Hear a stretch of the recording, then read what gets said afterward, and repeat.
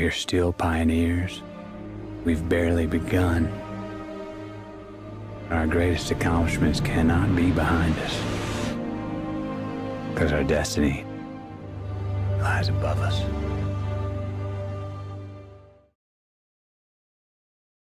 I set out to really try and involve the audience in going on a great journey, get them to have this experience really of traveling across the universe with these characters and seeing what they find.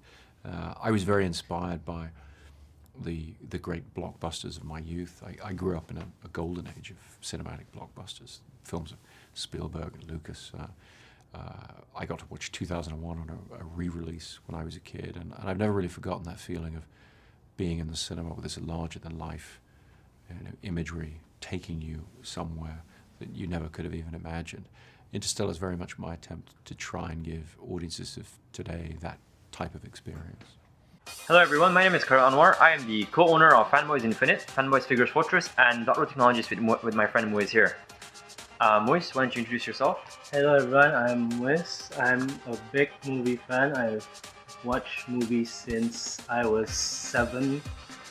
I was hooked about movies since I saw Star Wars when I was little. I'm a Star Wars fan myself as well, and today we're here to talk about Interstellar. Isn't that right? So, as you may know, Interstellar is Christopher Nolan's first outing as a director since he finished his Batman trilogy. Hans Zimmer soundtrack. Did that give you the chills, or did that give you the chills? Yeah, it does. Possibly one of the best. It reminded me of something Pink Floyd would do with the wall of sound effect and the organ just going simultaneously. Highlights of that movie would, like what Moise said, was Hans Zimmer soundtrack, because as I was watching it, I felt like I was watching something from Pink Floyd. I felt like something Kubrick would have done, and that really attests to the fact that Nolan is probably the Kubrick of his generation, or possibly the best director of our generation, definitely. Now, for the graphics, technically, Interstellar is one of those movies that break the norm. It was not shot in 3D, it was shot in IMAX, and it didn't use that much graphics because Christopher Nolan is a proponent of visual effects. The scene with Dr. Man's planet, which takes place in Iceland, was probably my favorite just because of how cold the whole scene looked, and Matthew McConaughey, Anne Hathaway, and everybody else was at the top of their game. But like we mentioned just now, Mackenzie Foy as Murph, really, I don't even think Matthew McConaughey was the breakout star or even the main star. I felt like the little girl was the main star of this movie. And Anne Hathaway has always been a fan of the fourth and the fifth dimension, which, you know, for him kind of symbolizes the ability of science fiction to literally transcend genres. And when you read something like Watchmen, when you read something like From Hell or Swamp Thing, the main protagonist travels through all these different dimensions. Alright, now I know we talked about how much we love the film, and we do, but if you had to choose one aspect of the film that would fall under the label bad, what would you say could have been improved? For me, it was the pacing, because when I watched the movie for the first time, I think the movie was slow for the first hour.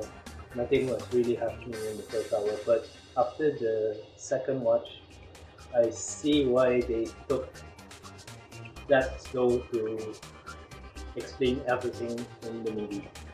Right. For me, if I really had to choose one aspect of this film that I felt could have been improved, it'd probably be the editing. Because there was this one part where Matthew McConaughey's character kind of outs Anne Hathaway's character and her intent in participating in their program, and I thought that was really fast, the way he used that.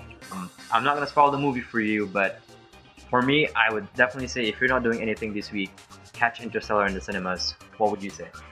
For me, I think it's a cinematic event that no one should miss. Yeah, I think so too. I think this is almost bigger than the Avengers in the sense that as a shared experience between moviegoers, Interstellar would probably define the 21st century. Yeah. Because they also partnered up with Oculus Rift, if I'm not mistaken, to market this movie, and that just tells you what a visionary Christopher Nolan is. So for us, from me and Moise, if you're not doing anything this week, go catch Interstellar because it's a solid 5 for me.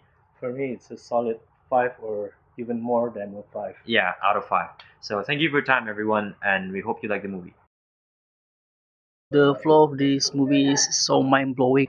So how was the movie? Well, the movies is very nice, and I like how Matthew McConaughey acts in this movie. It's one of his best, and overall, it's a very nice movie. You should watch it. I'll give it 8.5, and the movie was great. You should watch it.